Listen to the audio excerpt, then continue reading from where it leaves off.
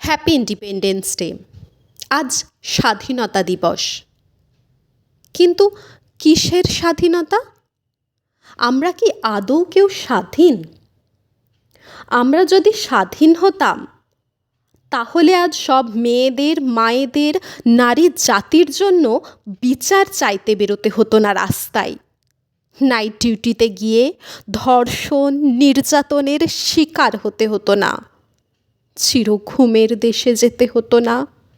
কোনো মায়ের কোল খালি হতো না। হ্যাঁ, আমরা বিদেশি শক্তির গোলামি থেকে মুক্ত, কিন্তু এক শ্রেণীর বর্বর উচ্ছৃঙ্খল পুরুষ জাতি নারীদের ভোগের বস্তু মনে করে দাপিয়ে বেড়াচ্ছে।